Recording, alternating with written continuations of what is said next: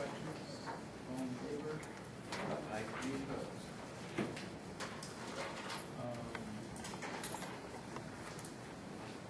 Just wanted to welcome everyone to the new school year. Lots of exciting challenges ahead of us, I'm sure. Interesting times. We have a vote coming up in November with that. Coming out from that change potentially a lot of things. So with that, we're going to move forward, but we have a full agenda today here. We're going to move into the WESELPA Administrator's Report.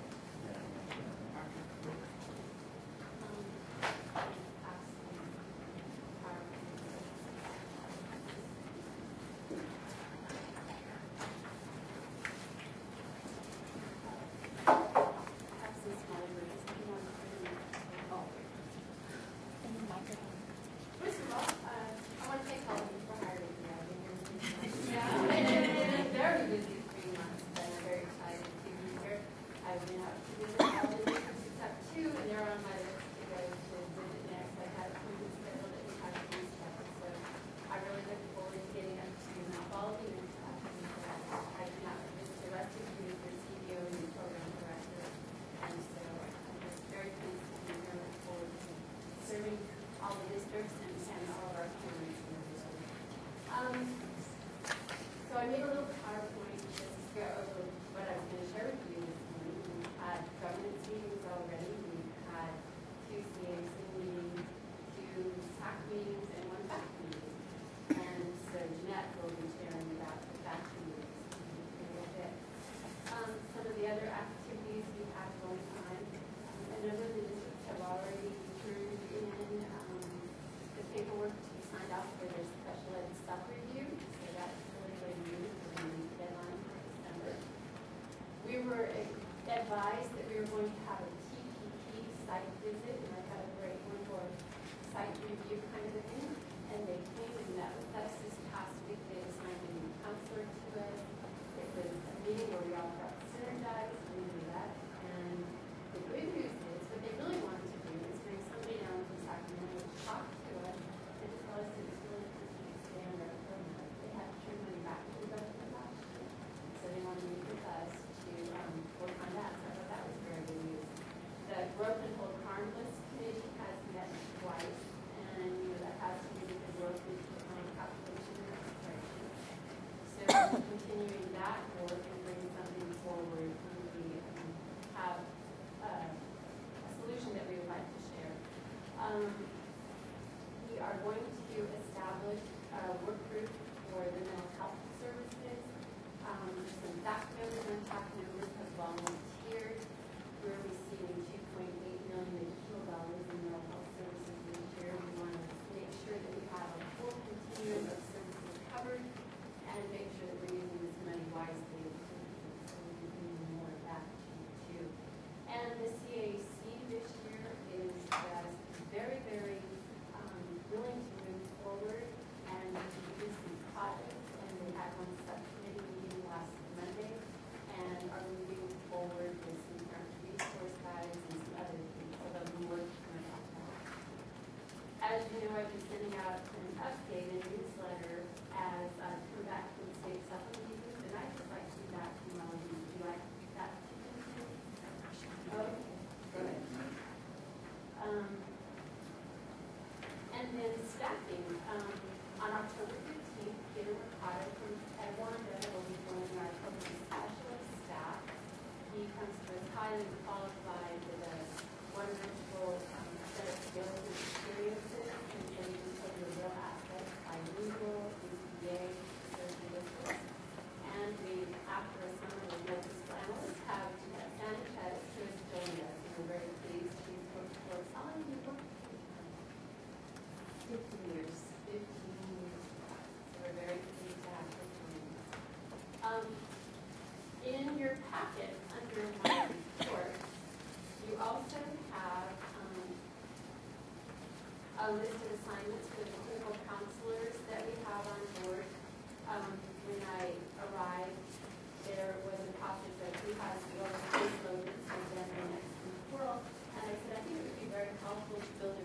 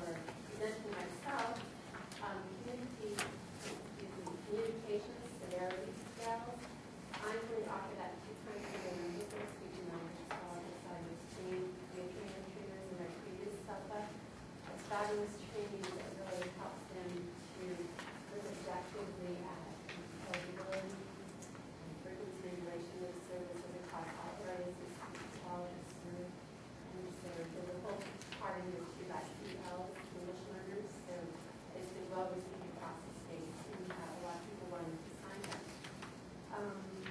Bringing in Sarah Sutherland from WK to do a foster youth and special ed compliance training on October 18th. We've invited the child welfare attendants and foster youth staff to join us. Sarah did this in San Diego last year with teams, and it was a very beneficial day as she looked at how do people consider their current practices and what we need to do under the law, because as you know, it's very complicated in foster youth. So she goes to keys where are they to be served in that appropriate if they've used it with us. Amy and I are doing special ed 101 training for the CAC on October 9th, and we'll share those materials with the districts as well. On November 13th, Jan and I are from the special training that was requested by one of our parents on anti-bullying. So given the times that we're living in and how that's such a hot topic, that will be very appropriate. And then Therese Butterfield from Santa Barbara, SELPA, who's the SELPA director there, has written a handbook on ELs and disability, and we're going to be going over that. A lot of it talks about the classification of kids from left to that. And so that's a very powerful training too. So we will have that as absolutely. I also included my priorities here. There's a handout later that has priorities for the whole SELPA. You want me to go over to those? I think you've all read them. If you have any questions, talk about them. Any questions? And then, Through them, I thought they were very good. and then finally, you have a blank copy of the document. It shows you what it looks like, what it's typed up at the end of this section of the packet. And here's the working document. I have sent you an email about how this process works. We've used it at the CAC. We've had public comment about how they've noticed that it's working well for the group. And so basically what we do, and it will be your tool to use it as you want. Amy's going to play down a light today for us today.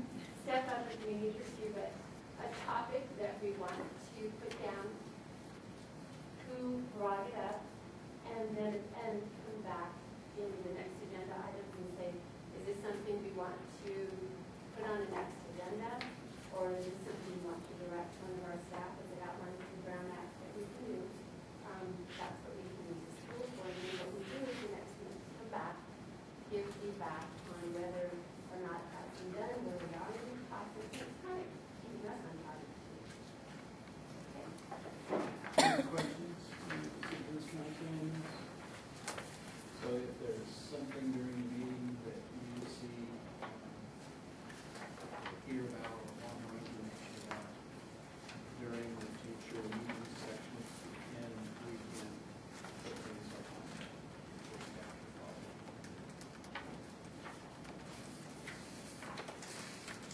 All right. Thank you. Very nice report. So we're going to move into discussion items. Item D.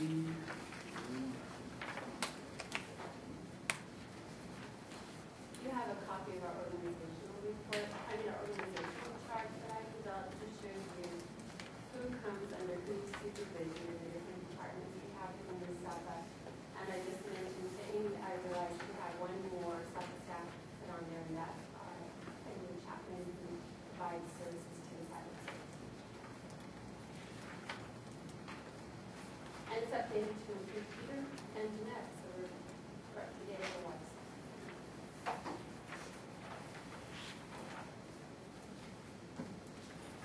Any questions on that? Great. SELPA priorities,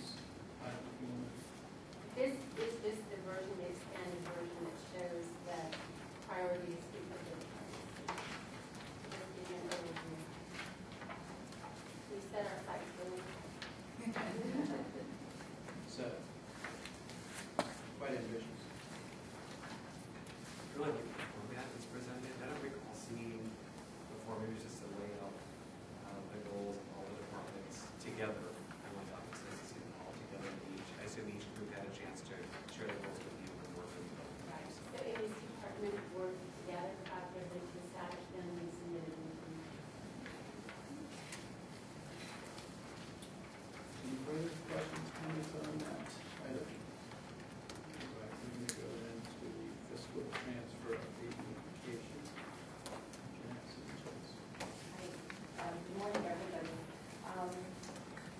of all, I'd like to make sure that all of you have this revised page, it's a list page. And because yesterday we found there are some things that we need to revise, so we have to change it. Anyway, in the last fact and fact meeting, we provided copies of the budgets, the year-end update for these management codes, the XPOT, the RS, Resource Specialist, and Building Specialist, and the fee for service. And these are, the first column of numbers is the total expenditures that for 11-12, and the next column of numbers is the end balances that we have for these programs. So these are actually not the return amount, because in the first one we have to have the reserve, which is 500,000.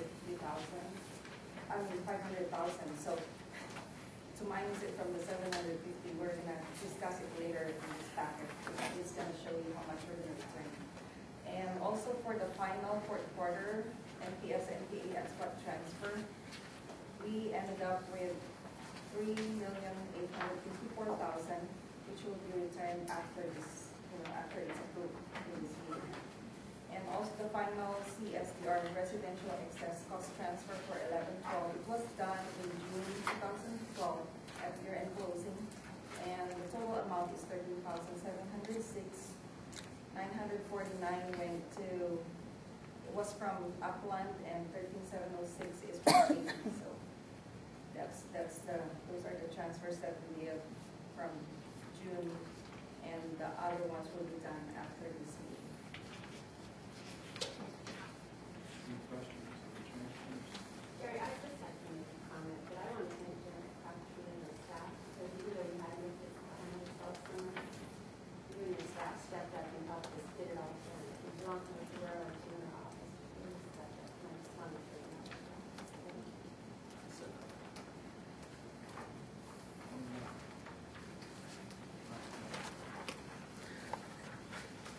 Okay, we're gonna, I am, didn't read this here. This is the one that we'll talk about in two. We'll do that now. Okay.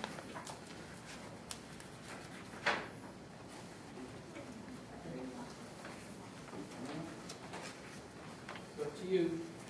Okay, I can do it now.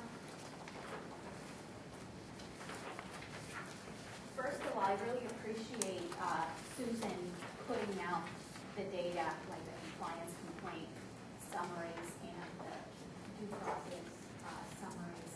And I have some comments specific to those items later on. But I think as a priority is key that we work together with our families, that we develop transparency and open government at this agency, that we move away from the thinking that this is a private company and that it's operated as such. I will have comments later on and a follow-up to an email that I sent all of you, and I also sent it to Susan regarding the incident that happened here at the WESELPA. So as a priority, I think, I've seen positive changes after Susan came in. I do think that we need to change the culture of this agency to make it more transparent, to minimize disputes, and to just engage the community and provide some of this data so that we can participate. So I think we've started to do that, and I'm certainly glad to participate and cooperate in any other efforts moving forward. Thank you. You also have B3, this is the transfer. No, that's me. That's Andrew. Oh, put it on your paper. Did I- No, it's me. It's You me. wrote it I down. wrote. Okay, Yeah. I'm sorry. Sorry. It's I wrote her name. All right. On a paper. She committed fraud. I'm sorry. Do you want me to get up? Would and you speak? like to Oh, speak now? sure, I can now. If that's all right. I'm having a real hard time hearing everybody, so if you could speak up a little bit, I'd really appreciate it. But anyway, good morning, everybody. I'm talking about B3, the XPOT. I've been at this for years, and I keep saying the same story, so to say. But this money could be used for a whole lot of other purposes than fighting parents. I mean, you go from 900 to 750. I mean, it's ridiculous that you take this money and fight parents when this could go to the children to benefit their education. I mean, I'm just appalled that I keep seeing this over and over. I keep hearing parents, you know, dismayed at how their children aren't getting educated. And I keep hearing, I understand the money, financial problems, but this money could be used in a much more productive environment for the kids. And, you know, I'm just dismayed that you're still fighting the parents. I mean, the kids need education. They need to strive. And with you, you know, bringing in lawyers or paying this or paying, parents don't want to go there. Parents don't want to litigate. They just want what's best for their child, and that's an education, an appropriate, proper education for their child to survive and in the real world and be independent. That's all they want. So I'm just dismayed seeing the X-Pot again. I mean, you hear this over and over. And, you know, I've been through litigation. I did not choose to. I was forced. And I went through a lot. But my son is an independent individual, surviving and has a darn good job. And no thanks to the school district. He has nothing to do with school districts. He's gone to college. But his years here, he said, were the most horrible years he ever had. And that, to me, says it all in how this entity is causing harm to children. All right, we're going to move on to B4, due process summary and comparison.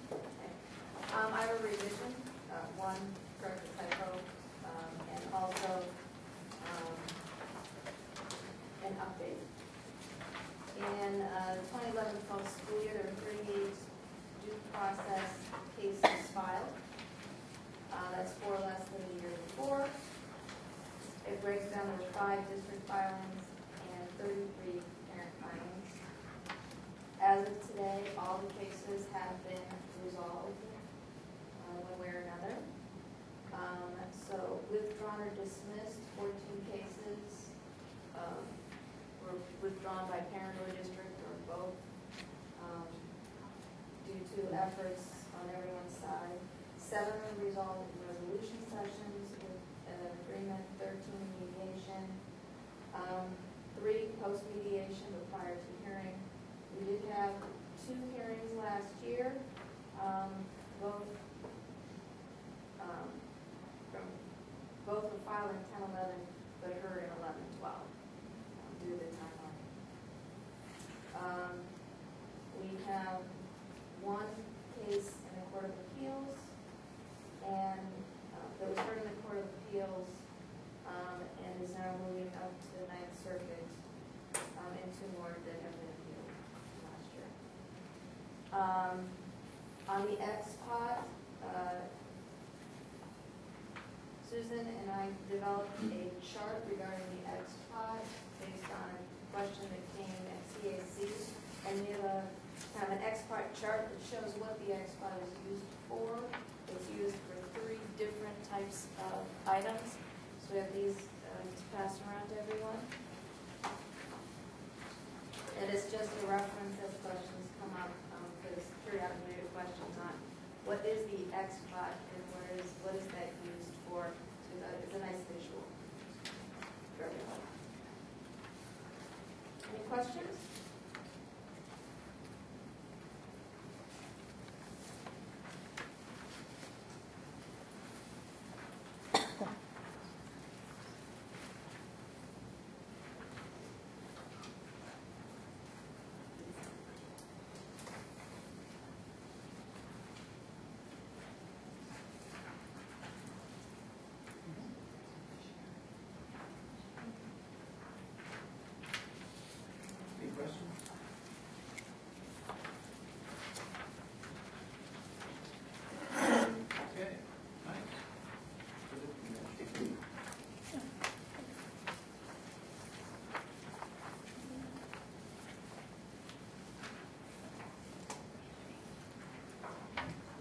have a input on B4, Mrs. Wood?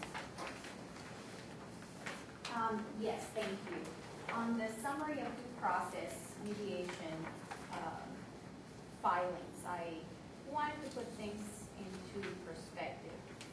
So there was 3 district filings and 33, or 5 district filings and 33 parent filings.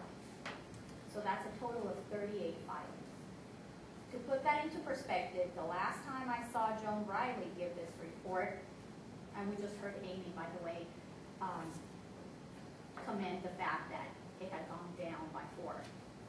The last time I heard Joan Riley give this report, they had gone down from 33 to 17, or 30-something to 17.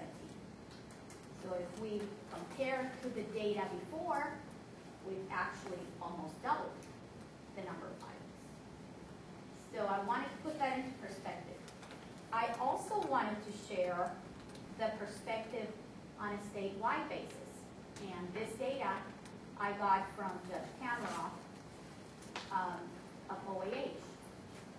And he told me that in the state, there are 650,000 children with disabilities. Every year, statewide, there's about 3,000 filings for due process. Out of those 3,000 filings, about 100 go to an actual hearing. If you look at the data for last year, it was 99. And this data is available on the OAH website. 99 went to hearing. There's about 119 SELPAs in the state, I think. So we should expect to see from our SELPA about 1 going to hearing every school year. We just heard Amy say that it was 2 that went to hearing last year. Plus, we have a 9th Circuit Court of Appeals, which is mine, on a partial issue, because I actually prevail substantially, not partially, as the SELPA reported previously. On the issue of faith denial, I substantially prevail. So that, but we didn't like certain parts of that decision, so I am appealing it to the 9th Circuit. And we just heard there's 2 more cases in federal court. So you've got to put those figures into perspective. And when you look at the totality, you can come up with a conclusion that there's a high rate of hearings. This year, I already attended 1 for the ICAT in Chafee. That was a public hearing. And I'm in hearing right now. It is a 6-day hearing for a very minor issue. And I'm not going to discuss the issue because it's ongoing, but I will come back and report to you on what transpired in that hearing. So the school year barely got started and we already have 2 going to hearing. And if you look on the OAH website, look at Chino Valley, there's 3 or 4 headed for hearing. And I have 1 more going to hearing in October. So I think you need to look at the totality of the picture. Thank you so much. One more, Ms. Radwood? Yeah, I was reminded of the futility in our own case. Ours is one of the losers. We filed because the district did not want to allow the district to, the kids to bring an iPad home from the school and go back and forth so they could use it on the way. So anyway, we ended up losing the hearing. The judge said, well, you know, whatever. But we never raised the procedural issues, which in fact we read. So it wasn't really a loss, it was a draw. It was basically, you know, come back again for once. So anyway, after they spent $15,000 to prove that they didn't have to let the kid have a, you know, take a $500 iPad home back and forth. We then sat down with the superintendent, and he was amazed. This is really it? That he just wanted to take the iPad home? So anyway, we got all of that worked out. But I'm looking at this and figuring a major part of this was really the self that, you know, enabled this. They didn't have to be this fight. The local plan says that if the district is being unreasonable, that the SELPA will not cooperate with them in that, so they're on their way. They're on their own. Well, the district could have saved $15,000 with a little adult supervision. And it's not, it's not unusual. And, we had a case, it was a wonderful case, where they owed the check. They admitted they owed the check. And they actually litigated this in the hearing, but the OEH said, well, no, you're going to hearing on this. It was perfectly clear. And they admitted in their filing that they owed the check, but they wanted to litigate the thing anyway. Well, when OEH said you're on, well, then they sent the check. Can you imagine this? That a district thinks that it's okay to litigate when they agree in their filing that they're wrong? So this kind of thing happens, and quite regularly. And I can't see the point of it really, except to just sort of to bully people. Well, we know that OAH is kind of prejudiced against parents, and so we have to calculate things to figure, well, even if we lose, to make sure it doesn't really matter. But I would rather that we could actually work things out and not come to these kinds of things. Because I got to fight every day. I advocate for kids, and I got to fight every day. But there's so much fighting to do, and any kind of fighting that can be avoided, I'm all for it. And so I would like to see the superintendent save the district some money by impressing upon themselves that when districts are being stupid, that they should be told that they're being stupid and cut it out. Because when these two districts indulged this nonsense, they took it out of the X-Pot. They made all the other districts that are adults pay for it. Thank you, Mr. Evans. Mrs. Moore? Yes. Looking at these numbers, is very distraught to me because there shouldn't be any, maybe one at the most. Once again, misuse of money. Most parents go into due process for simple things. I went in for a reading program for my child and I was denied. So instead of, complying because he wasn't learning, something that cost $30,000 ended up $100,000. And time the teachers had to spend away from the classroom for due process. And once again, it was not my choice to go, but FAPE was not appropriate for my child. So seeing all of this, because with each due process, when you have a hearing, teachers are taken away from the classroom because they have to testify.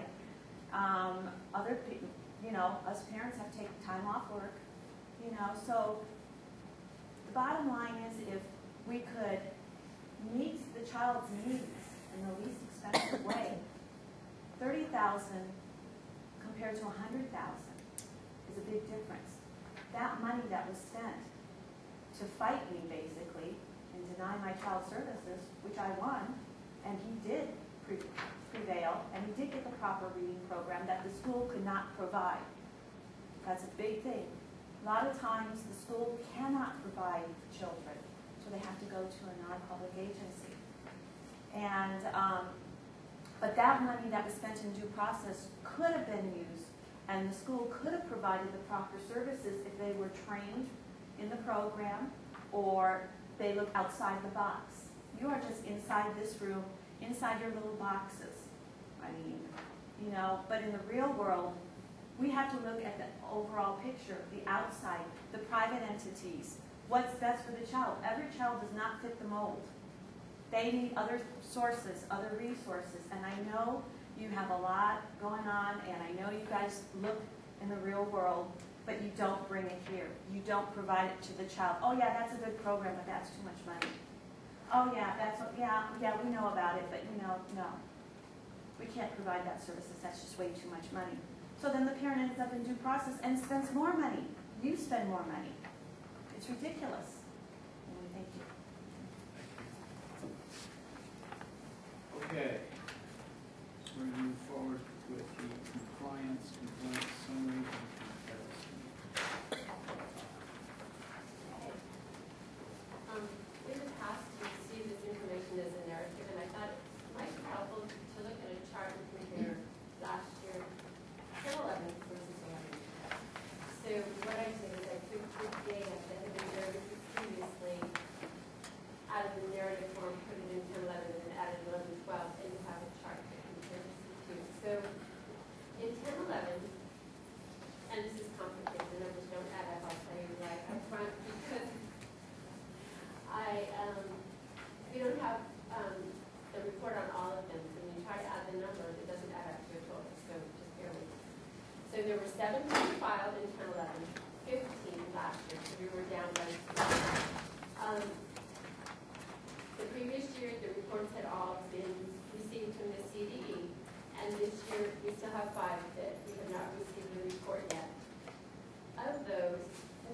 were withdrawn. And then this year 2 were withdrawn. Number of districts with CDE investigations, so out of our 10 districts, how many had CDE investigations? 5 the previous year, they were spread across 6 this past year.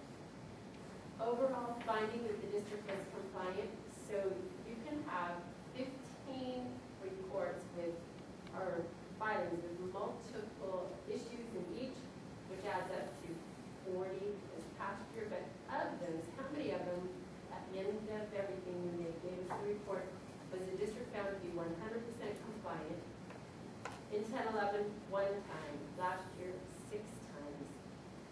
Overall finding district had areas of non-compliance in the complaint, so that means the overall finding in total for the year before, 3, 11, 12. So the number of issues in those 17 complaints in 10-11 was 33. Last year we had 2 fewer, but there were 7 more because there were 40 complaint issues.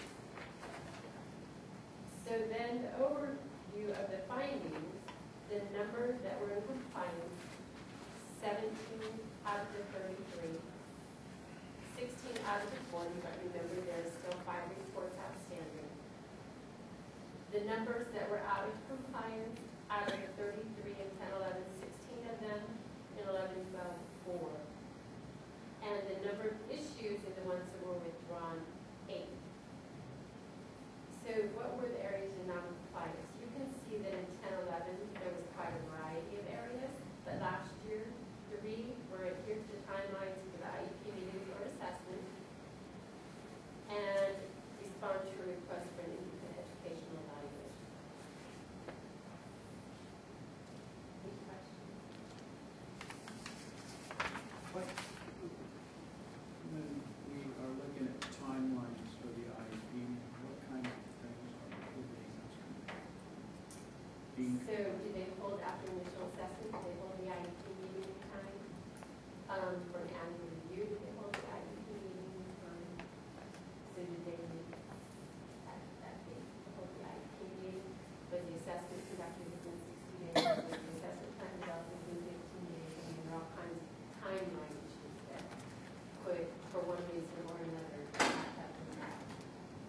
And sometimes it's that the meeting was scheduled on time. Sometimes it was that the parents would take themselves down. There could be a whole variety of reasons for that.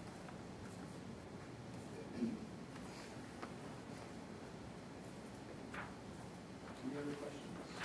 I will bring you an update when I have all of it. I'm glad you explained it. I think the good news is there was quite a decrease. It looks like things are moving in the right direction.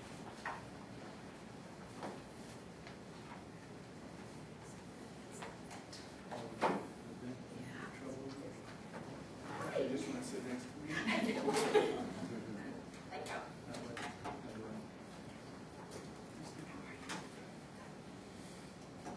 All right, we're going to move into B6, room reservation update. I should let you explain this one. Anyway, we were notified this summer that the SBCSS has implemented a $10 an hour registration fee for the use of rooms. And so you have the process here, but I wanted to bring out a few things that happened in the process of all of this. We were concerned, as you can imagine, when we started calculating how much it was going to cost us to rent it to our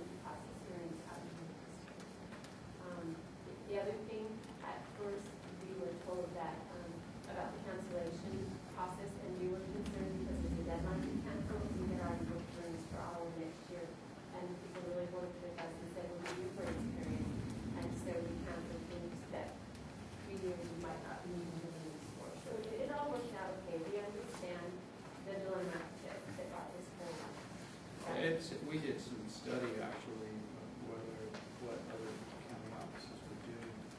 And we had one big problem on one side you talked about a little bit, where rooms were being requested, and just a sort of placeholder, which were blocking other meetings being held there, and oftentimes those meetings were canceled, or they weren't, they never materialized, and so we lost the ability to use the room for some other setting, and so that's why there's timelines now to either use it or cancel it.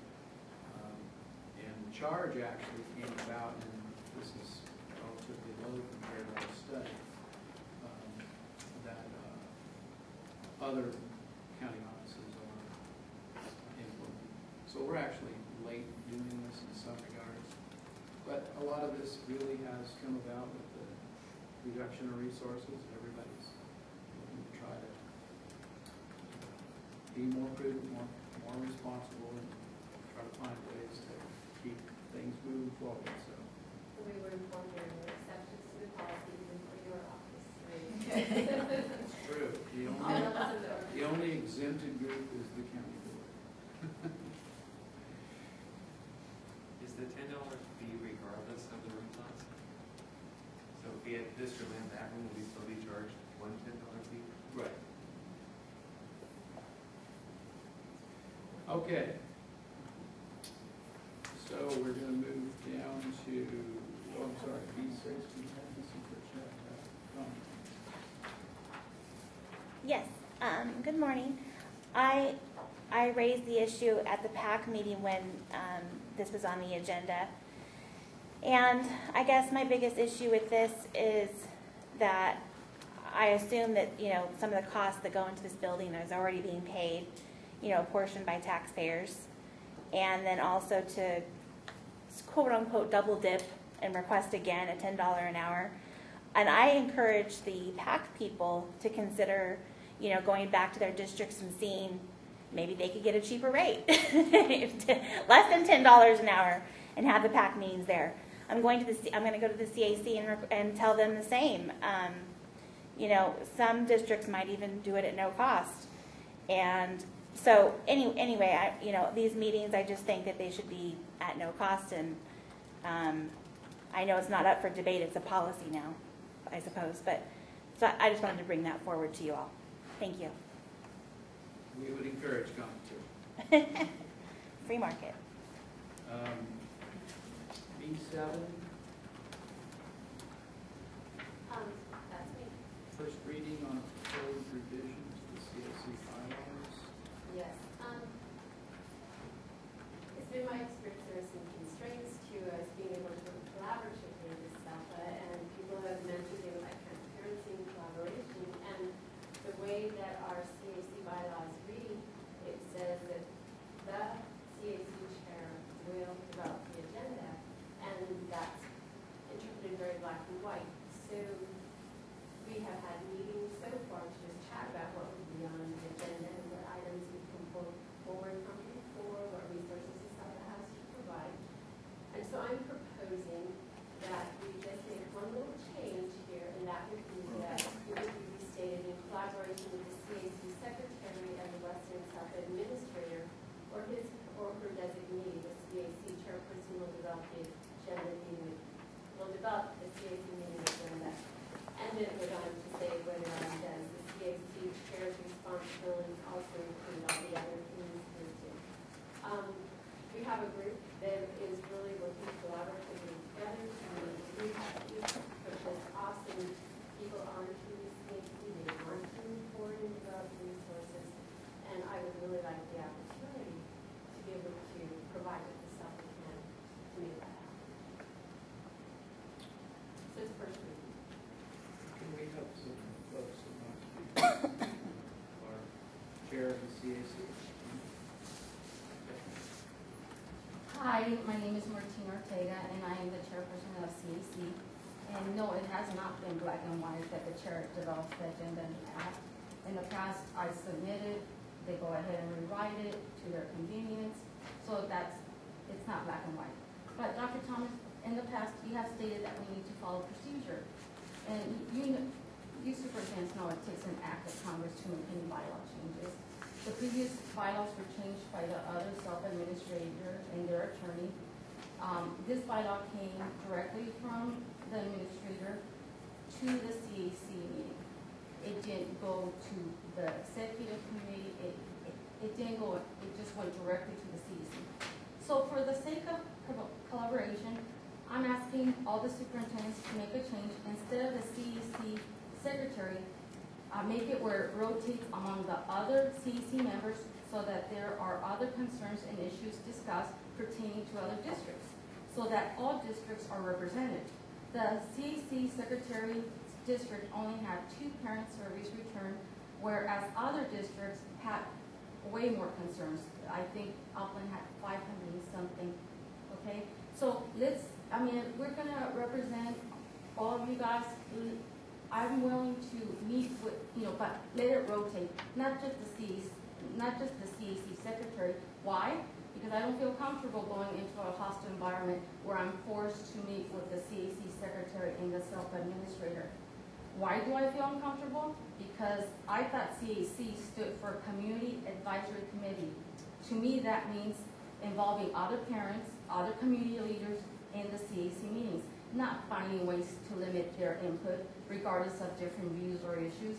I'm accused of being too accommodating, but I have to adhere to the Brown Act, and I have to allow the public to speak during public comments and agenda issues. And I see how you do this meeting, for so many years. So I try to do the same that you do, and I have to allow the public to speak if they so choose to. Thank you. So just to clarify what you're. Can I clarify one thing? My thought was not, so this is written for the here and now, but policy is for the long term. And so we're not talking about specific people who may or may not feel comfortable sitting together in a room. We're talking about long term, what would be the appropriate way to only have an agenda. I just wanted to clarify. Ms. Ortega, I wanted to ask, I just want you to clarify what your request is. You're asking that Well, I'm willing to the collaborate. CAC secretary would be, the responsibility to help develop this agenda would be rotated through all members of the CAC Right, instead of so- just the secretary. So one day we have Upland, the other day we have Chafee join, the other meeting we have someone else. So there'd be a scheduled monthly of which person, along with the chair, Right, would be working with the administration. right, so that way all districts are represented, not just, and I understand Susan saying, it's not made out to a certain person, but when Joan Riley made the CAC bylaws that say the chair will develop the agenda, it was meant because in the past, the chairperson has been in that position for several years. And I want to say one of them was 14 years. So it was done intentionally. So I'm just saying, let's go ahead and work together. I want to work together, but let's rotate it. So it's not just one district being represented, but all districts. Now rotate. Thank you. That helps me. I just was trying to understand your suggestion. Okay, we have a couple more on this. I didn't remember, but I have Christy Burchett and then Mr. Atwood. Yeah, I just wanted to give a little bit of the history, because this was before Susan's time. The bylaws were rewritten by the SELPA director in April of 2010. We made a concerted effort. At that time, I was on the CAC, vice chair of the CAC, to, as a community, rewrite the bylaws. And we were defeated. So, in short, the SELPA director rewrote the bylaws. So I understand that the issue that Susan has with this particular bylaw, it seems very slanted to only have a chair develop the agenda. But as Ms. Ortega pointed out, there was a reason behind that decision by our former SELPA director to have the chair develop the agenda, because she had somebody as the chair of the CAC for years that would do what the WESELPA wanted them to do. And basically they wrote the agenda, essentially. So with Ms. Ortega being an independent thinker, it's created some waves. We do have a process written in the bylaws currently of how changes are made to the bylaws. In fact, we had a legislative standing committee, local plan standing committee. That's where the bylaws are discussed as part of the CAC. Last year, I believe in April not last year, this year, April of 2012. And on the last meeting of the school year, before Susan came in May of 2012, the final meeting of the CAC, there was from that committee on the agenda several bylaw changes that were put on the agenda that we had decided, hey, these should go forward. So Ms. Ortega put them on the agenda, and they were tabled. They were voted to be tabled immediately. And so I find it disconcerting that this particular bylaw it didn't go through a standing committee, just happened chance on the CAC agenda, then the PAC agenda, and now the Superintendent's Council agenda, when we had 5 or 6 bylaw changes that were on the May agenda and tabled. So I wanted to bring that to your attention as a bit of history before Susan came in. And this particular bylaw that is on this agenda today, the process should have gone to the local and legislative standing committee and been discussed there, and then brought forward to the main CAC agenda. That's the process in place.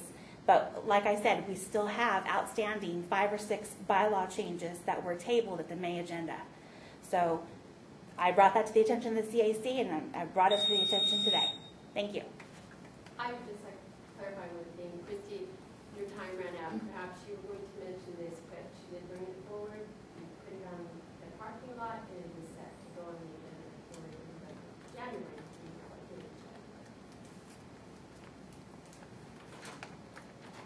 For the items that were brought forward last night. I have a question about the wording. The last phrase, sign off on local plan reviews. I'm not sure exactly what that means. To me, signing off sounds like you have to agree with, but they're just signing as the representative for the CAC. And I think it's a matter of semantics here. I think when with WESELPA, we write the local plan and submit it to the CDE, it's a requirement that one of the signatures is a representative of the CAC to ensure that they have input, is what you're saying.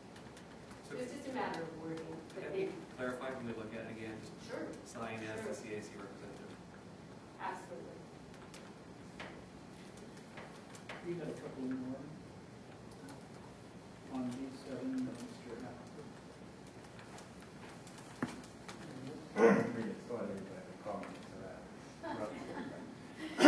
Anyway, as Christy alluded to, there is history here.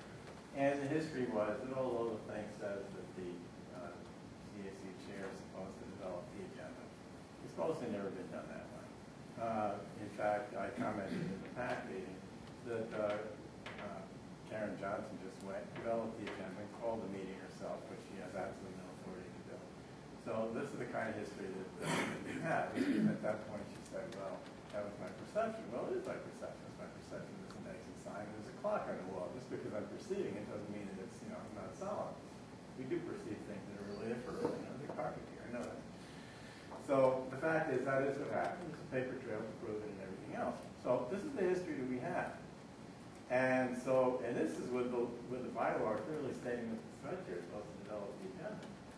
So now we come along with a notion that, well, now the sped chair is going to do it together with the secretary and the self-administrator. And the supposed reason for this is, well, otherwise the CAC chair does it by herself. That's pretextual. There's nothing in the bylaw saying how the CAC chair is supposed to do it. The CAC chair can consult with anybody, and obviously will consult with the self-administrator. Because how are you going to develop an agenda without, like hearing from the self-administrators? It's ridiculous. So this change is not being made to get the self-administrator involved. It isn't the self-administrator to be involved anyway. It's just more flag planning. It's more finding a way to put into the rules a further way to further squeeze the CAC and keep the CAC from being able to do or say anything that the self-administration isn't going to like. That's, if somebody's going to say that's my perception, it is my perception. It's Martina's perception. It's everybody's perception here. It's perfectly obvious.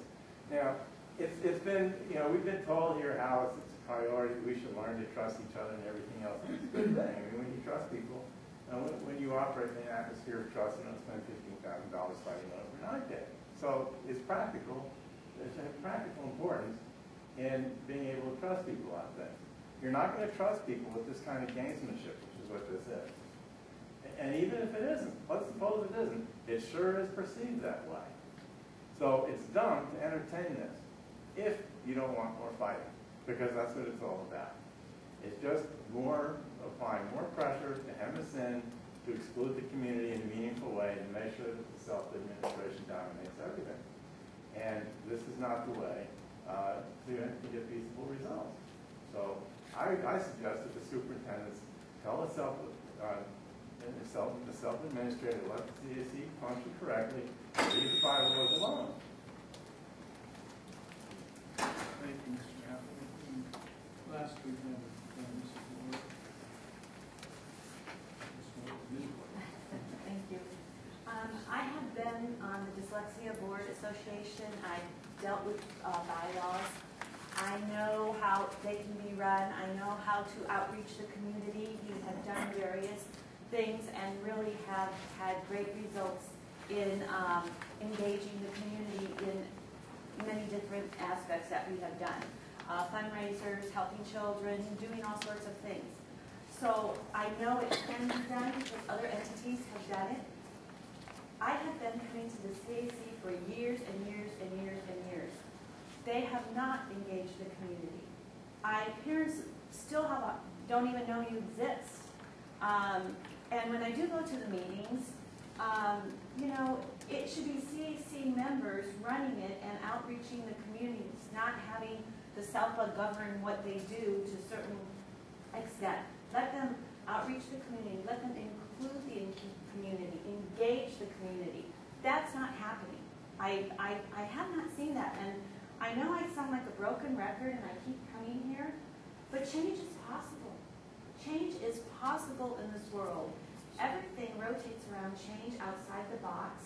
It can be done, but you have to have willing partners. These parents that are on the board are willing. They're bringing their concerns, not parents, well, yeah, they are parents, but they bring their concerns over and over and not being heard. And I really find that discouraging. I mean, who wants to come to a place where they don't engage the community? I look at it as, you're not interested in our kids. You don't want to hear my input. You don't want to hear other parents' input who are on the board. You don't want to act upon it. That's what the CAC is supposed to be. They're supposed to act upon it. They're supposed to engage the community. They're supposed to help the children. It's about the kids. And if you don't have that communication between the parents, the CAC members, this entity, then you're not going to help the kids at all. In fact, you're doing them a disservice. And that's not your job. Your job is to engage and help kids and be there for the kids and make them see that the world is good because they look at us for the future. Susan, I have a member of the CAC that represents our community. It's very active in our community. It's really enjoying working with you on this CAC. And I will say in this particular case, he did come to me and is very much in support of this guideline. So. Well, I can share a little phone talk that I really have with those CAC meeting. This was brought up in conversation and the members at large that were there wanted to raise their hands and go that they to move this forward because they're feeling so constrained. And that was what prompted this. I would invite you, Mrs. Ward, to attend. You haven't been there this year. This is the first time you and I met this morning.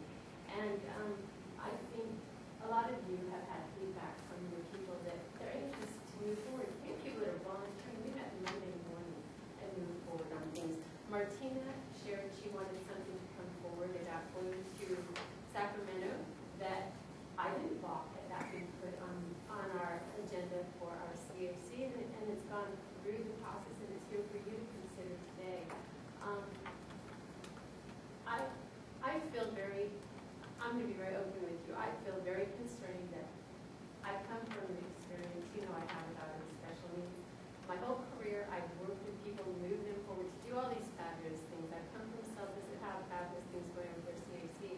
I just want to be able to do that here. That's the bottom line. And I don't throw anybody under the bus, but there are reasons that I felt compelled to do this because I was told that this is a black and white statement, and it's to be translated the way that it's written. Well, I can just say that I know there's been some frustration around this bylaw.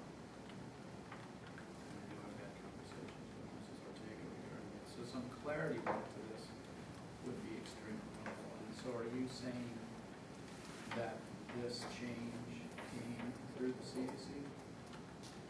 The first reading was done for them last week, after the fact, and here this to you, the first reading following the process of our review process. It's a first reading. Any other questions? Can you tell me what happens with the next, after the first reading, what are the next steps before it's on the table? Just like you would do. Comes back to us for the second second reading. reading, and then, yeah. Does it go back to anybody else? Well, of course, it'll be on their agenda for second reading. Okay, all right, that's what I Right, want. back to. Okay, that's what I want to make sure. Thank you. All right. Anything further on these things? We need to move into the 8 program transfer notification. As you know, each year, there is a time frame that any district or county officer, anybody wants to make a change in programs, transfer the programs elsewhere for the coming year. So the timeline is for September. And we also have timelines for notification that programs want to maybe move to a different SELPA. And so this is included just as a reminder. Of course, there was much left in September to notify us if you were planning a change for next year. Oxford Prep Academy has notified us that it's their intent to find another SELPA for next year. I anticipate they'll probably go to Alpharetta Charter SELPA, but I don't know that for a fact. And Edwanda has sent us a notification that they would like to run their own clinical counseling program next year. And so that doesn't mean that anybody's going to, but they have to be primary care at this point. So that's where we are. Keep you updated as we move forward. Susan, did you get other notification about the moderate severe program? I think we said you too. I already received another attachment. Okay. I I'll go got back you. and see if there was another attachment, Okay. but I don't know. All right. Moving into the public comments. These are items that are not on the agenda. This is Jeff. Yes, good morning. I wanted to commend Susan, as I did in the CAC meeting, the last CAC meetings, on the parking lot issue, the parking lot idea. It's been extremely helpful moving things forward, so I wanted to give her props for that. I wanted to make a recommendation to consider the use of a microphone or something for some of you guys. We have a couple of folks here who have issues with hearing, and it might make things better, easier to hear and such. I wanted to bring to your attention something that had happened this week.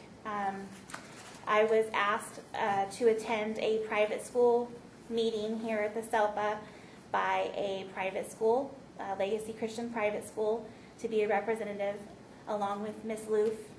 And I showed up to sign in, and the other people signed in, no problem, that attended the meeting.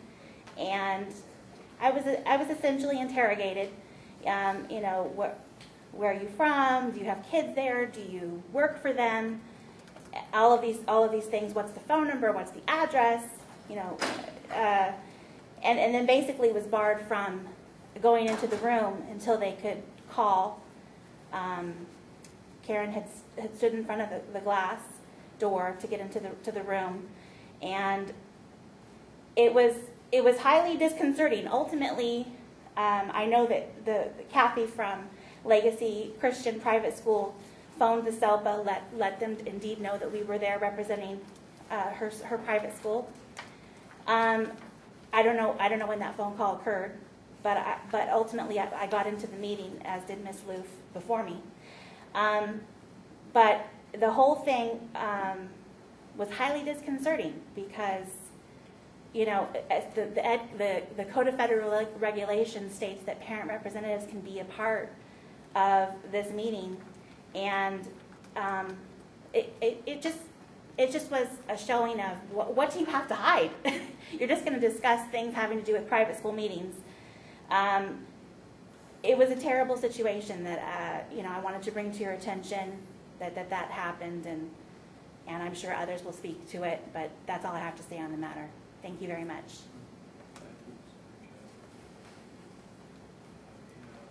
Andrew, next.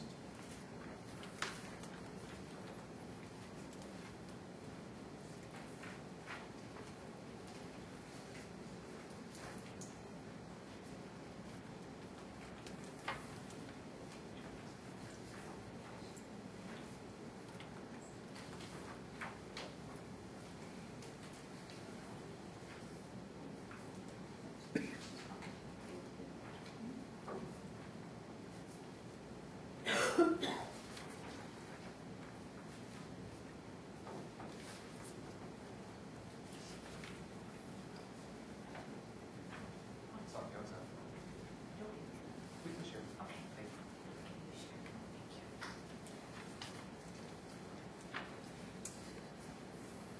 What you have here in front of you is a letter of a complaint that was done when Jackie Halpin was director here. And it was from parents being barred from going to the superintendent joint council meeting. We were not allowed to attend. We were asked to leave and basically kicked out. And that is a Brown Act violation. So as you can see, it says, I'm not going to read it because I'll be out of time, but future meetings of your organization will be required to follow the requirements of the Brown Act. So once again, we have parents not allowed in meetings. And yes, we did prevail on our complaint. If you look at the next, on the page 2, it says that Ms. Riley was contacted and she agreed to comply with the requirement of the future. So it's very disheartening to see this happening again and again and again. We are taxpayers. We pay for everybody's salaries. We do have a voice. We did go to the newspapers, and we're not afraid to do that again. Yes, I've been harassed. My child's been harassed. I've been through the ringer with this district, or WESELPA, but I'm not afraid.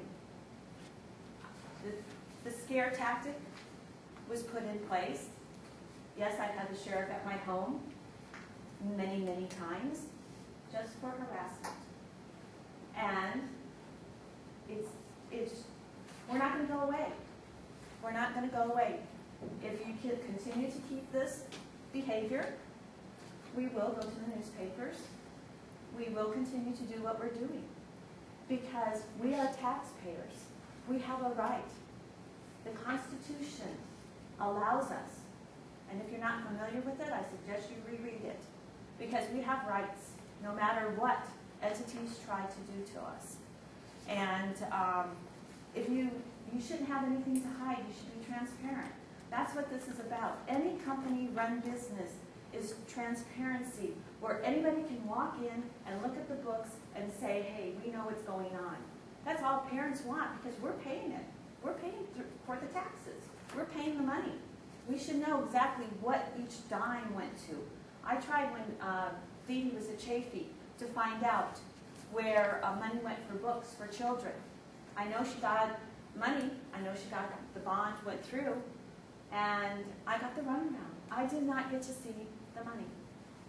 I never knew where it went. Transparency is very important, you know, and you know, to try to hide things that's just gonna make us look even harder. And you know what, we're gonna find it, because that's the way business runs. You can't hide things. You try to maneuver money from this account to that account to that account. Well, it's not gonna work because we're gonna find it eventually. You know, and, you know, when things don't make sense to parents because we know how much money's going here and there, we're gonna look. And we're gonna find out, especially what's best for our children.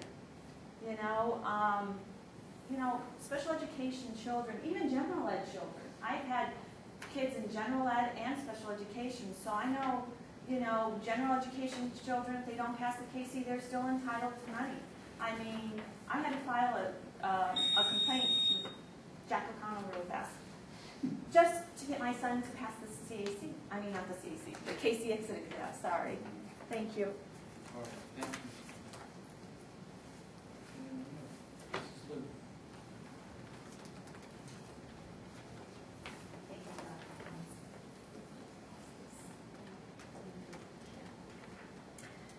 I have several points I wanted to make, but first I wanted to address the point raised by Ms. Laguti about the central representative. And I agree, he's a very collaborative man. He runs very efficient at meetings. He gets the issue.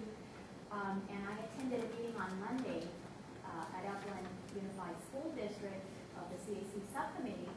And Mr. Russell has been, I believe, an administrator, he said, for a district, and also a parent of a child with disabilities. And he shared that in all those years, he never knew about CAC until somebody called him to volunteer to sit on the CAC. And that's the first time he heard about CAC. So our comments that we need to do a better outreach job are very real. In addition, one of the members commented that she's going around school to school to hand out CAC flyers and asked me to hand them out at the private school meeting because I had said I was planning on attending the private school meeting on Wednesday. And luckily Susan did, once she found out that I was coming to the meeting, she said she would hand them out. But there should be a process in place for these things to automatically happen. It shouldn't be left up to a parent volunteer. And she mentioned that for the private school meeting, the preschool where she works at was not even included on the list. So how are we doing child find? That was my question at the private school meeting. How are we doing child find? Because we need to step up those efforts. Now I want to talk about the incident that Christy referred to that happened on Wednesday. Okay, I passed out the regulation 34 CFR 300.134 that talks about timely and meaningful consultation for children in private schools. It specifically mentions parents, specifically. That is a meeting required by federal law and by the Ed Code. That is not a private meeting. I could not get a straight answer as to when the time was. I got emails with excuses of why it is that I shouldn't be bothered to come. I never got the answer. But like Christy said, we were appointed by the private school as their representatives. So we found out the time. When I got here, I felt the specter of Joan Riley in the persons of Karen Johnson and Amy Foodie. And I was bamboozled because I was already in the room and Karen Johnson lied to me and said she was going to give me a packet of information and that I needed to step out of the room. I never got the packet, neither did Christy. When I stepped out of the room, Karen Johnson proceeded to stand in front of the door blocking it with her butt against the knob so that I couldn't open it. I wasn't going to reach. I wasn't going to push her out of the way.